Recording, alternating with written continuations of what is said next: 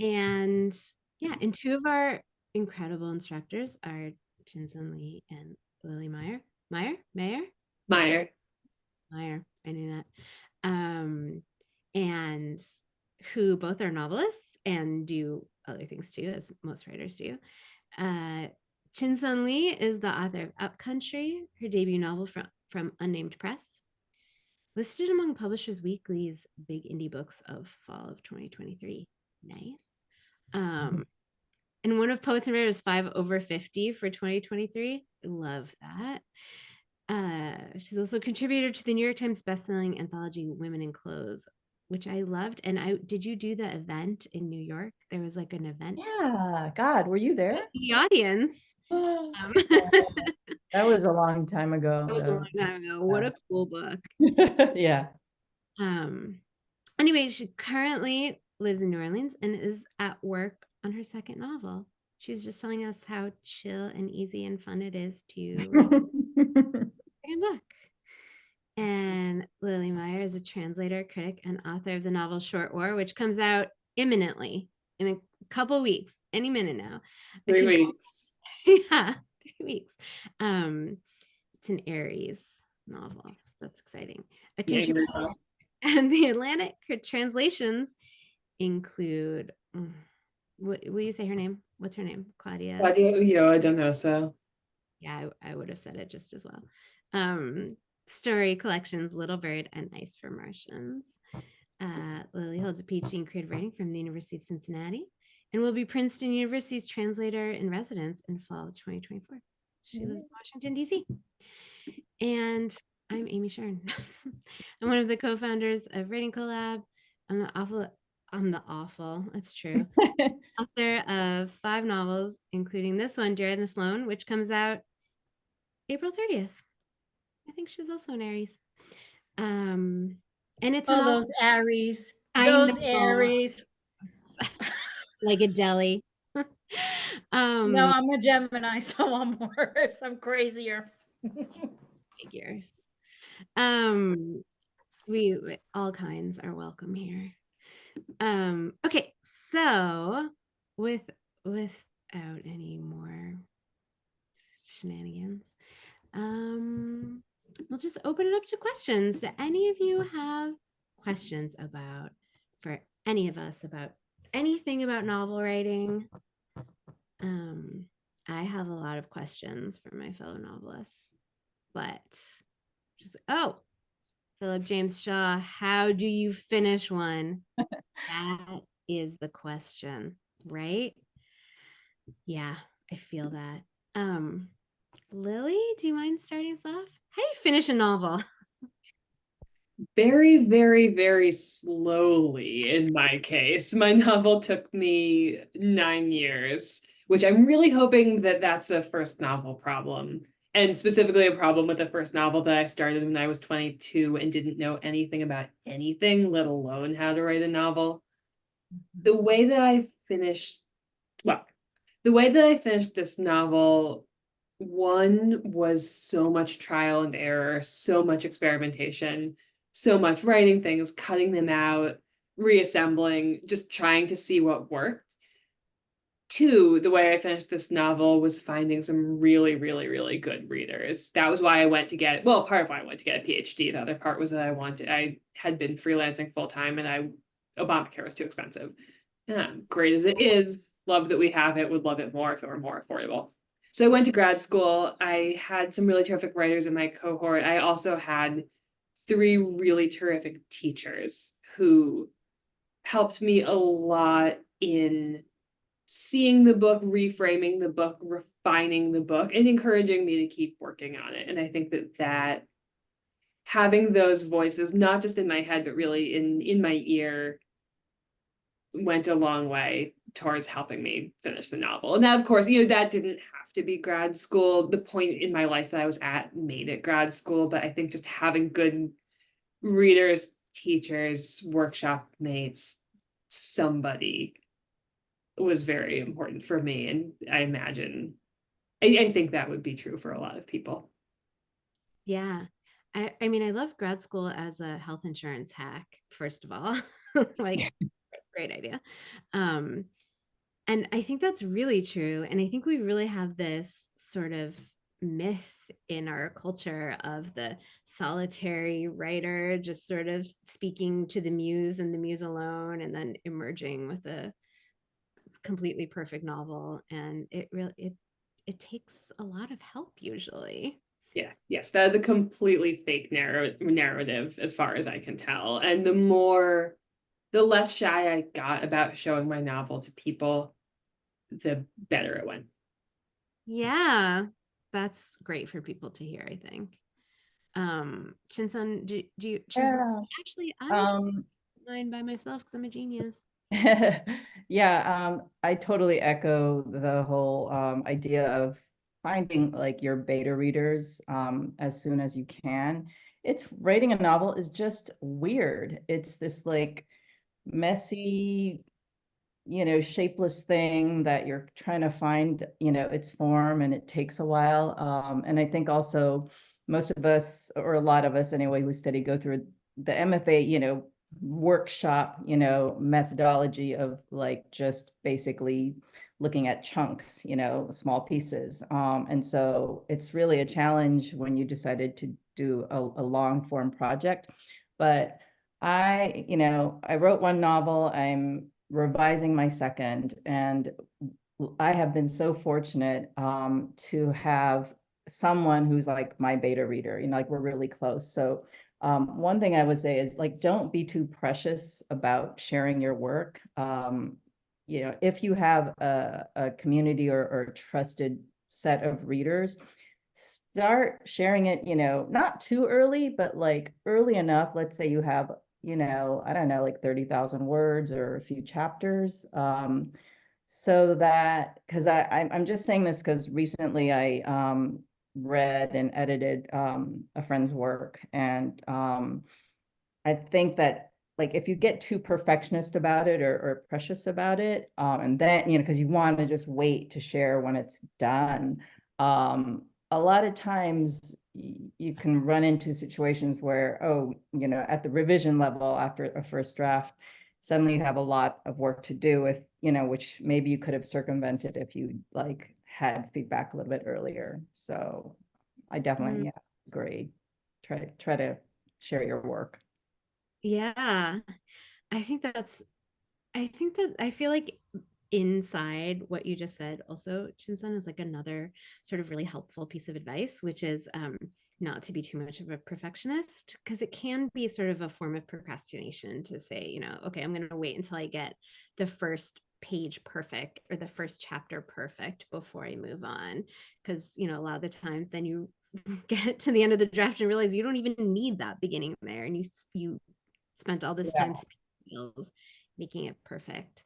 I think Yeah. you kind of have to resign yourself to the fact that it's gonna suck. A lot of Right. it's gonna suck. Believe me, I am a perfectionist. But you just you have to. You can't like be so constrained that you don't finish it. But at the same time, I'm talking to the pansters out there, like I don't know that overwriting, to a point where it becomes such a like mess is going to be that helpful either, because then once you get to the point where you're revising, it's very easy to get discouraged and want to walk away from a novel. And I don't want that to happen to anyone. You know what I mean? So like it's this balance of allowing yourself to explore these different, scenes or areas, but also like you have to contain it, discipline yourself too at a certain point. And again, I think for me, it's like around the 25,000, 30,000 word mark. I think you kind of have to pull back and try to isolate what are your themes and who are your main characters. Mm. Something I would add to that is, what is your point of view? I'm working on a new novel now and sent the first two chapters to a reader I really trust, who wrote back and said, everything is great. This is really engaging, really like the character. I don't think you have the right narrator. And in talking it through with her, I realized that she was absolutely right. I didn't have the right narrator. And I was excited to go back and redo the narration, play with the point of view. I would not have been excited if I had gotten that piece of feedback on a 10 chapter full novel draft. Because it was 2 chapters, I wasn't upset. But I think that is a strong argument for showing work on the early side. Y'all are really making me think, because I never show drafts done, but I'm also like a wizened novel crone, I feel like. Like I don't What, got like 5 books I or mean, so? I do a lot of revision. Like I could probably save myself a lot of rounds of revision if I followed this advice, which is also what I tell my students and clients. I think it's really the right advice is share it early and often. I just I don't know, do as I say, not as I do. Nicolette, how / what do you start with when writing a novel? Just an idea, a world, a character, an ending? An ending. I once saw John Irving give the keynote of AWP. Like this was when it was in New York, like 8,000 years ago. And his speech was basically like how John Irving writes a novel. And he was like, I start with the end. I write the last line first, and then I write towards it, which I think about all the time. It's incredible. I don't do that. What do you, Chinsun, how do you start a novel? I wish I could do it at the end. No, I don't, it's always like just something like an idea, I guess, an image,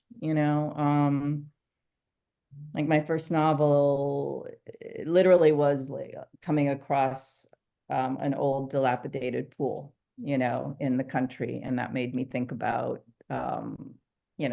the financial, the housing crisis and, class and et cetera, et cetera. My second one, which is having to do with Korean plastic surgery, was based off like this Gawker, image of like all the Korean beauty contestants of 2013. So, but anything really. And I guess the thing is that when you start something in it, how do you differentiate between, oh, this is going to be a story, versus a novel? So clearly, whatever it is that you start to develop or feel compelled by to sustain as a novel, I think it has to be like something you're going to be able to commit to, and build out so that it warrants the time of being like a long form piece of work. I love that. And I feel too, like, I always feel like if I have an image or something like that, and I kind of know what the story is and I kind of know everything about it, then to me, that's a short story or a poem or something, It's like if you're going to embark on a whole novel, there's got to be more and stuff that you don't know about it and stuff that you want to write your way into. Because you also kind of have to weave the spell of making it an interesting experience for yourself. Like, what do you want to live in for the next 2 to 8 years? What about you, Lily? Yeah, I go in very committed. So I should say, I guess for context, my first novel, Short War, is about to come out. I have then a second one that's fairly close to being done, and this third one that I'm just beginning, the one where the point of view is wrong. And I think Short War, which is about CIA intervention in Chile in the 70s, I knew that I wanted to write that book for, let's see, I have to do math. 6 years before I started. The second book is a very, very, very loose retelling of an Isaac Bashevis Singer novel that I knew I wanted to do a contemporary retelling of for 3 years, I think. And then the third one, which is very loosely based on the life of the painter Helen Frankenthaler, I have wanted to write ever since Mary Gabriel's book 9th Street Women came out, which was, I think, 2017. So I have these ideas banging around in the back of my head for years and years, and slowly they go from, I start amassing books, I start taking notes, I start doing, for the researchy ones, I start doing something that looks more and more like organized research. My notes app starts to get more and more out of control with little bits and thoughts that gradually cohere into at least a character, if not characters, and also maybe a tone, maybe a prose aesthetic, something that gives me the sound of the book in my head. And that when I have that, and also when I have time, Yeah. that's when I start. But usually, or what's been the case so far has been, by the time I have time to start, I'm desperate to, because I've been thinking and building up and working in my head on this idea for so long that I'm pretty itchy to get onto the page. Mhm. I love that. I really relate to that too, that feeling of sort of you're just collecting, and like kind of making yourself wait to start until it just feels like, okay, these characters are talking, things are ready. With my book, Dear Edna Sloan, it started really like with a voice. It was just like this voice that was sort of making little quips in my head. And there is like a stage of novel writing where you really always sound insane, when you're like, well, the characters just started making decisions, and what could I do? I had to let them live. And I love too what you said, Lily, about like also just when you have the time. Like, I feel like that's a really important part of novel writing is we all have lives. Like it has to happen in your actual life, not some life that you imagine, not how you imagine a writer's life to be, but like, what is your life like now? What do you have time for? What do you have space for? What are you ready to do? That's a big part of it, I think. Yeah, and that's like the disciplining, of making yourself work around all these other things going on in your life. Like, I don't know. I mean, everyone has their own methods, but for me, it's not like I write every day, but when I'm really like committed to a project, it's not good for me to be away from it too long. I kind of like lose track. And then I also do these bad things. Like once I get reacquainted, like I'll put it off by sort of rereading, it's Oh, yeah. like, yeah, those things that we do to ourselves that sabotage our own like work ethic. But I feel like, and I'm a slow writer. I mean, a good day for me is like 500, 600 words, I'm very slow. So it's like I just keep chipping away, you know what I mean?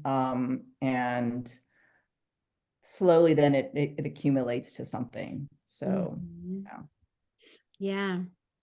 Um, I think that's so I don't know, encouraging to hear too.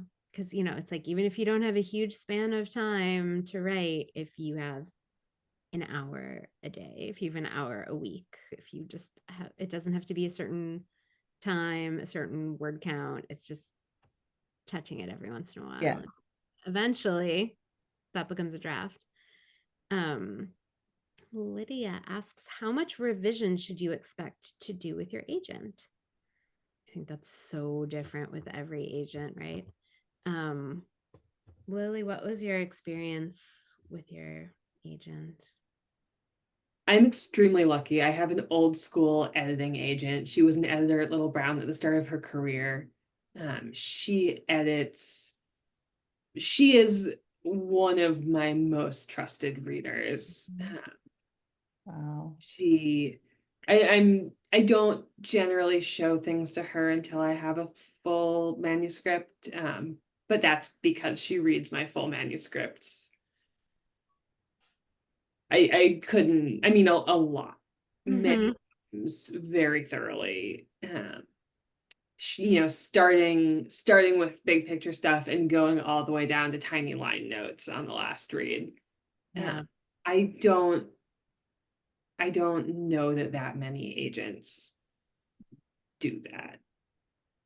Yeah, Yeah. mine is not like that. And it's fine. I like a lot of feedback. So that I think you are really lucky, Lily. That's great to have.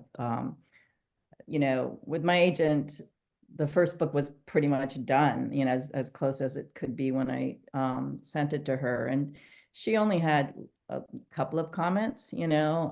I think she is more sort of like, step back, let's see what the editor's feedback, you know, are, and how do you feel about them? Do you want to initiate, you know, like she doesn't really direct me to do anything.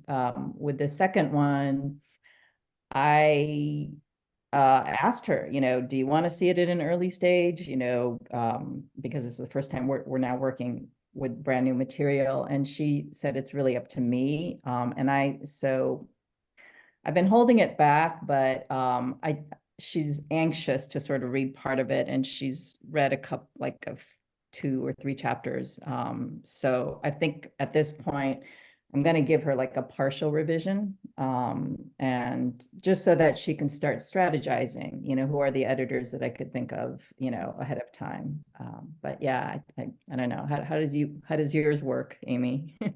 I mean, I am nodding with what both of you are saying, because I am really lucky to have an agent like Lily's, who is a really good editor.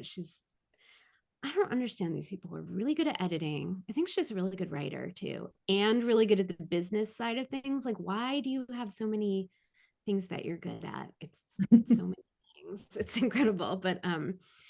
But who she does, and she does go through a lot of edits with me, which I feel really lucky for. And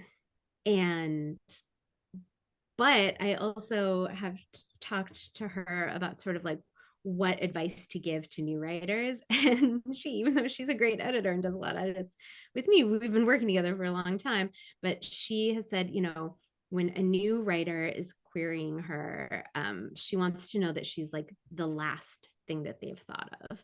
Like if you're a new writer and you don't have a relationship with an editor, and you're querying them, which is just like sending the letter and saying, do you want to see part of my book? I think this is probably true of a lot of agents, especially for like sort of literary fiction, where they're gonna need the whole book to sell it. They're like, I want to know that you have done everything that you can think of to do, that you have made this book as tight as you can. You've done your beta readers, you've had it, you maybe edited if it needs that. You've done as many rounds of revision as you can. Like with a new writer, I think an agent is often not looking to see like a rough draft and be like, yeah, let's work on it together. Maybe unless you're like a memoirist with like a totally incredible story and you're like a celebrity of some sort, you know, and there's like a really compelling reason why, wait for them to sell the book. I think you need to like often just wait until the book is as good as you can get it. I know that's annoying to hear. I'm sorry. Just trying to be honest. Okay. Yeah. What questions are you asking of your beta readers? Are you specific with what you need to see as honest or good feedback? A good question. Lily, maybe we can start with you. When you had your beta reader read your draftlet, were you asking about point of view? Were you asking about anything in particular?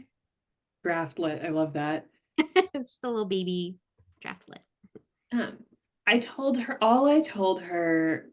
the themes that were important to me to draw out in those first 2 chapters. And I said, if you don't see these themes at play, let me know.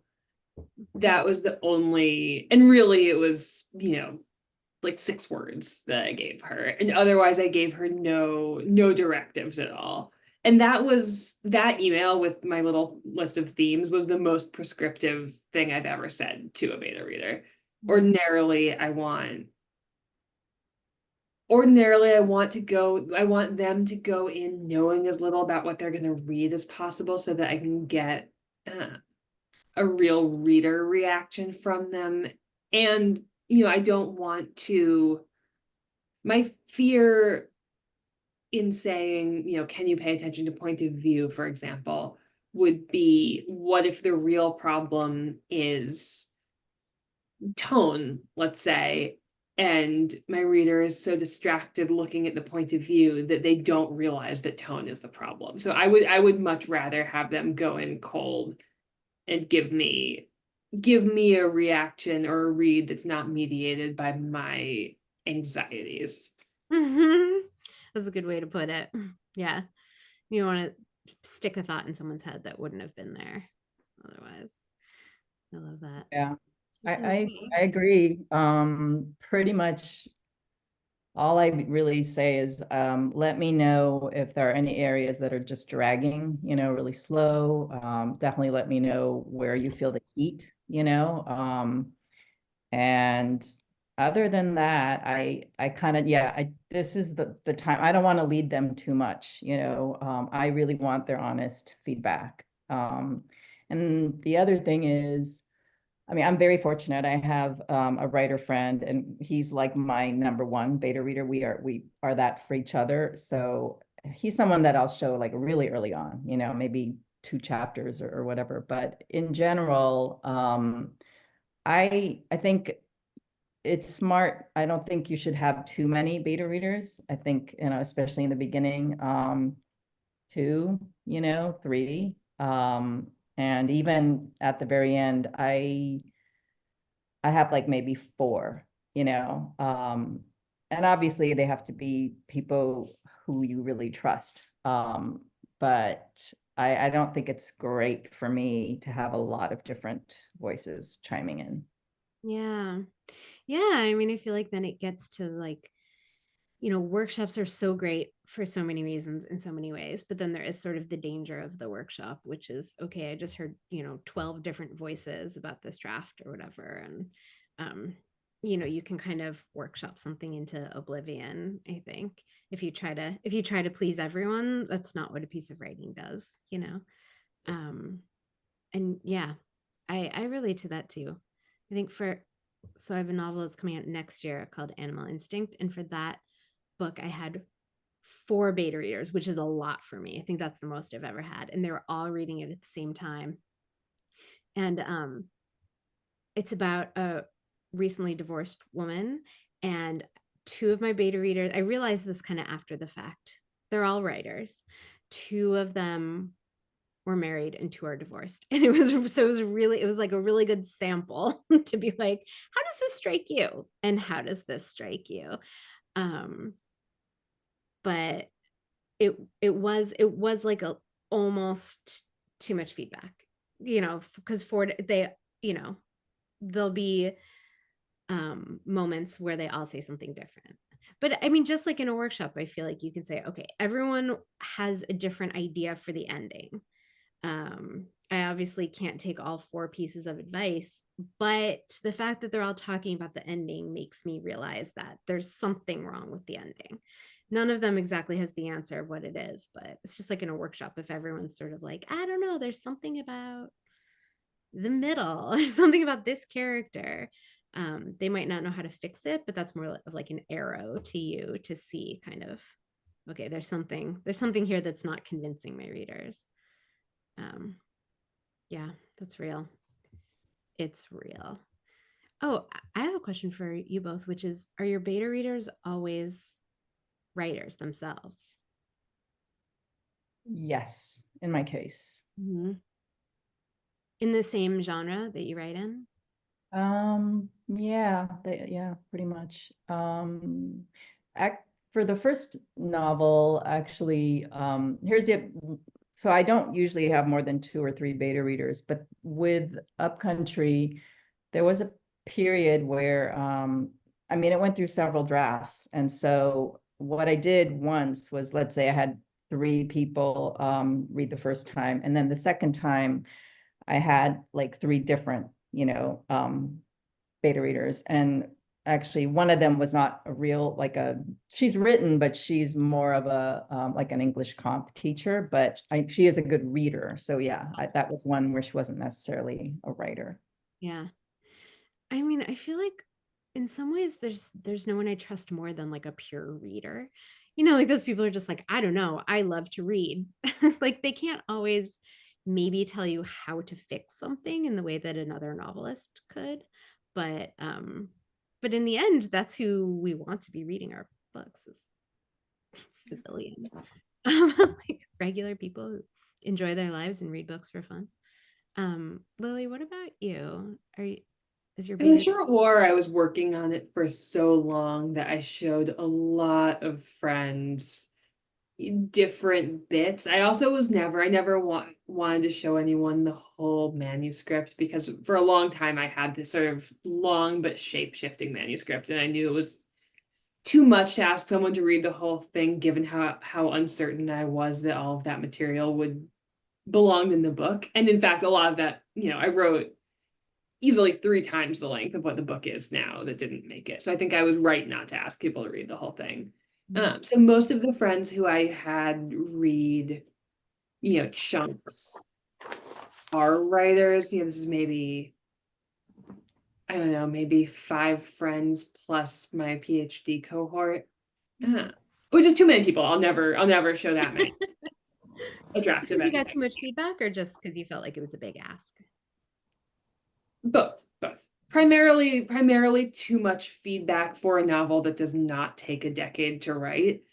Given how long the book took, that was still, maybe only feedback, except the workshop. It was, feedback from one person a year. But I'm hoping to never take a decade to write a novel again. So I'm hoping to not, be on that feedback schedule. So most of those people were writers. However, my most important beta reader, other than my agent, who she doesn't really, she's a different thing, is my husband, who is not a writer, but is such a good reader and has such a bullshit-free mind. Also knows me and my bullshit so well that his read is invaluable to me. And I would never, and I save it. I'm very careful about when I ask him to look at something, because I want his feedback in the moment when I need it most, in the moment when it's going to be most impactful. And that's with a full manuscript that I have taken almost to the agent point. Something that I have thought about very carefully, that I have looked at and looked at and looked at until I can't see it clearly. And at that point, his clarity of vision is what I need. And that's not a point where I necessarily need the kind of feedback you get from another writer. That's not a tinkering point or an ideas point. Yeah. And yeah, I mean, I feel lucky to be married to such a good reader. Yeah, that's convenient. It is. Does he read for hire? No, he's mine. You can't have that. Adele, did you have a question? Ready to ask something. I'm gonna Google Chrome, so I keep on getting unmuted and things moving around like my Chromebook. So I was like, I don't know where to go now because I got kicked out 2 times when I first was logging in. So I most of those questions that other people asked are kind of what I had in mind. Because I have a novel from early on that I actually wrote before I left New York, before I moved for graduate school to Memphis. And it was all done in Gotham workshops with some people that were in there in a row that did see things in order, because that first chapter just like was a class exercise or something came in my mind, and that's when I wrote it. But I feel you could get lost in research, and how much is just too much. That's a good question. It's sort of it's about it takes place in starts in the 50s. It's like I must have told you about this. It's the time frame of Elvis's career. And so it takes place in Memphis. Yeah. So 23 years or whatever. Yeah. So with a young, you keep the research from kind of taking over the writing process. Well, yeah, because the thing is that I had been to Memphis twice. Yeah. And so I knew a lot about the music, but when I moved there, I realized that things were way worse during history that I didn't know and had to read more about to see how the characters, um, the multiracial characters and conflicts really would have happened rather than how we imagined them. Just for time, I'm just gonna let Yeah, our novelists who the have research, the both of over them. researchers. Yeah. Yeah. Answer that super interesting and important question, because I do think research can be so important and also can become kind of a rabbit hole. I Because feel like my other really, novels are Cuban novels, and yeah, they're also have historical content that I need to interview my parents more and things like that. yeah. Those, I think it's more like middle section that So I let do need to really. I'm super curious to hear what Lily is going to say, because I feel like you did a ton of research for this first novel, right? Yes. Lily, help us. Well, so I'm writing an essay about this for Poets and Writers right now. I did way too much research. I mean, way too much research. That is a major reason that Short War took me 10 years to write. It's so, like I said, it's set in Chile, right leading up to the Pinochet coup, which was supported by the United States covertly. Pinochet's dictatorship was also supported covertly by the United States afterwards for 17 years, as were many of the other dictatorships in Latin America at that time. The CIA essentially created and financed a web of repression, through which ultra-right governments were collaborating to disappear dissidents, torture the disappeared, suppress various forms of dissidence, suppress, the free press, all kinds of things. And I wanted to get as much of that into my novel as I could, which was, you cannot write a novel about 7 countries. There were 6 countries in this sort of state-sponsored web of terror called Operation Condor, and then the United States, which is doing the funding. You cannot write a novel about 7 countries. Maybe somebody can, but Marlon James probably can. I cannot.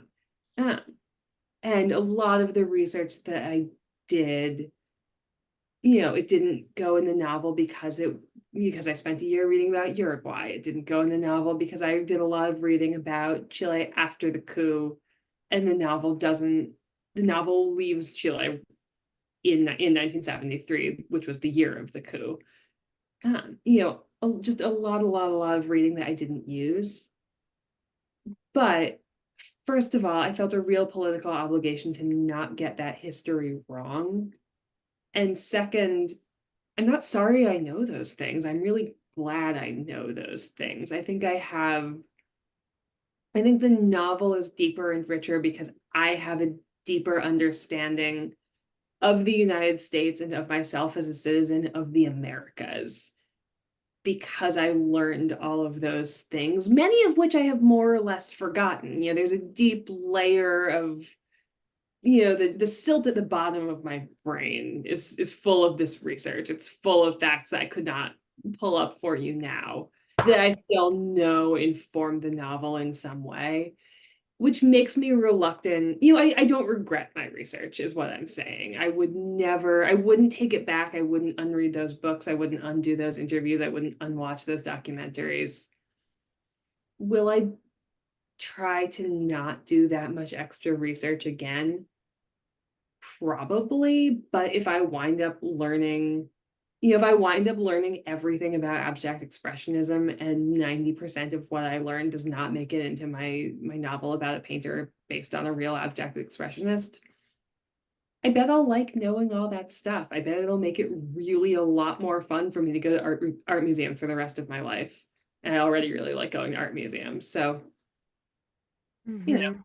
you might lose something if you over research, and you certainly have to be careful to not write something that feels over researched.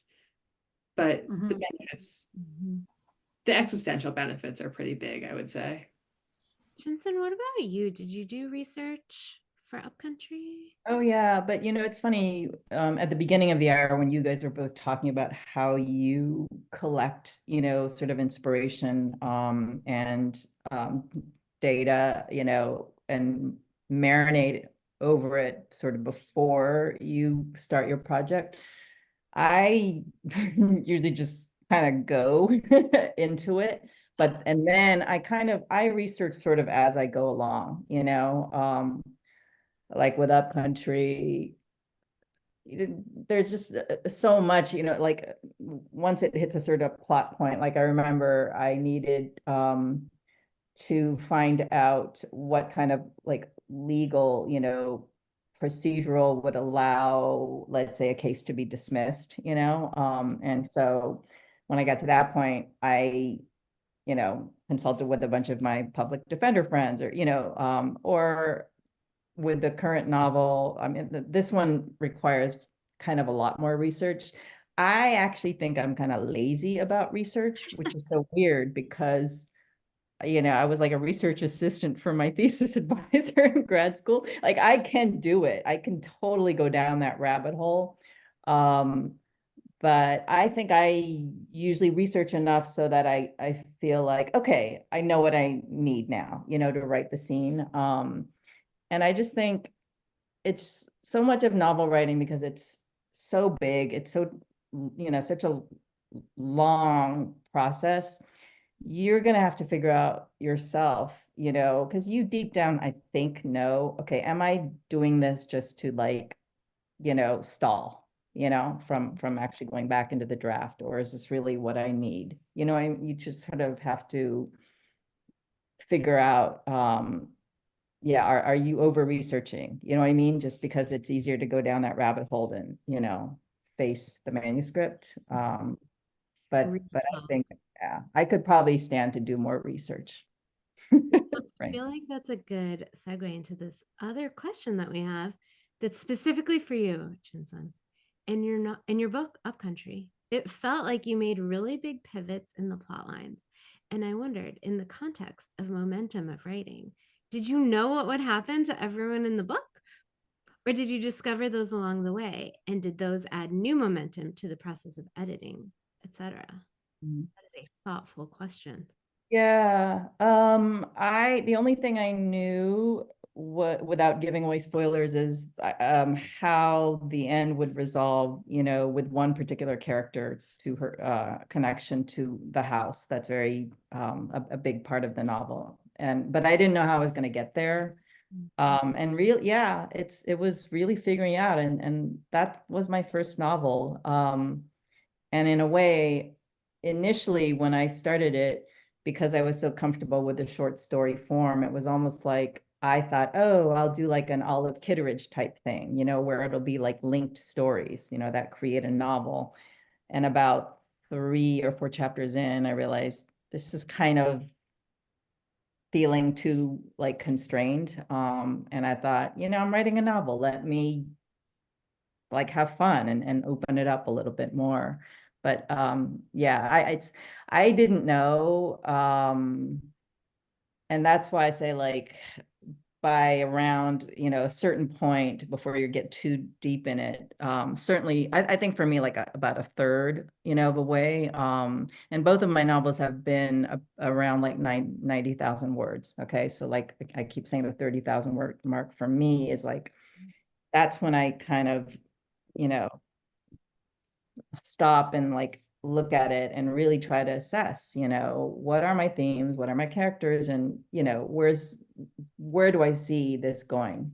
And things change along the way, but I need to have at least some like indication, like of steps that I'm going to reach towards. And sometimes, it doesn't go that way, but I do think, yeah, like the deeper that you get into it, and when you're at the halfway mark, you know what I mean? Like it kind of almost like as far as you get in terms of word count, that almost shows me like, okay, now I have to start making more decisions, because as you start winding it down too, you have to figure out how you're going to tie all these threads together. Mm-hmm. Yeah, that's so interesting because it sounds like you kind of start in the mode of discovery. Like, okay, I have this image, I have this idea, I'm going to write towards something, which seems like it would pair very well with taking a beat at the 1/3 mark and saying, like, okay, really got to start. I've been playing, I've been discovering, I've been sort of writing towards my own curiosity, but like, let's make sure we're going somewhere. Yeah. Which sounds like both exciting and prudent. um, I love that. Okay, we have another question from Annalise. Did you find you had to scrap earlier drafts? When do you decide it's necessary to stick with the direction the story's going, and when do you decide to start over? Oh, baby. Like I will say I've definitely scrapped drafts.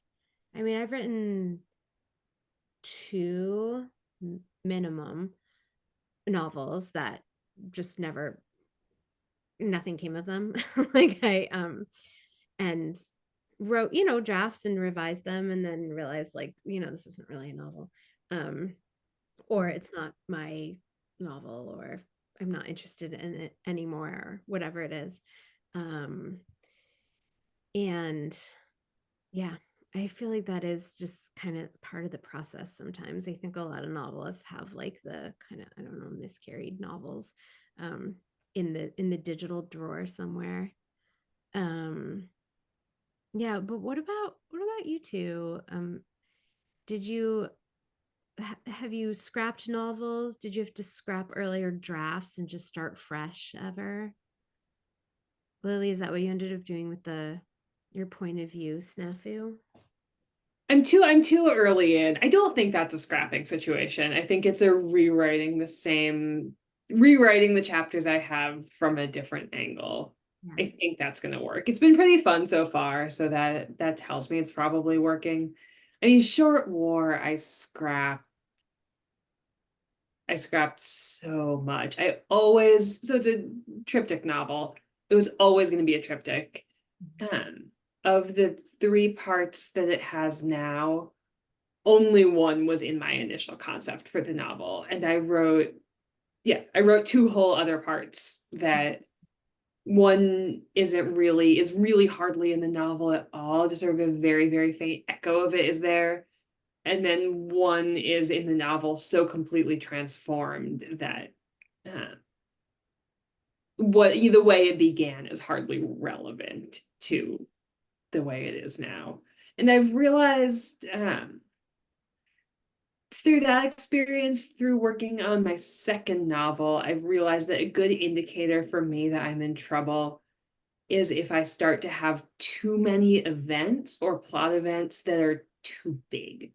I think when I get scared or when I get stuck, when something's going wrong, I start like flailing my arms around for plot, basically looking for the event that will save me. Mm-hmm. And what that does is ruin whatever I'm working on, because it, creates these inorganic, unpredictable pivots that I haven't built to properly, or events that are too dramatic for what the story I'm telling is. Mm-hmm. And that's something that I'm learning to be on the lookout for. If I get a little frantic in the plotting, that means that something's wrong elsewhere. I do also have, so I actually wrote in my master's a novel that my agent and I tried to sell. It didn't sell. We had some almosts that didn't work out for reasons that I feel fine about now. And I feel like I stand by that book. I was very young when I wrote it. I think it was a really good book for being written by someone as young as I was. I don't feel that I am done with the characters. It's sort of about these 2 best friends, these like very, very low grade mobsters. And my agent and I still talk about them a lot, and we talk about, she'll say, "Oh, I miss Jacob and Frankie. What are you gonna do with them?" And I say, "I don't know, but ask me in like 10 more years, maybe I'll know." And I feel confident that the novel I initially wrote about them, like, that's over. I made it as good as I could make it. I learned a lot of things writing it. It got me an agent. I don't need to ever work on that book again because I feel peace with it.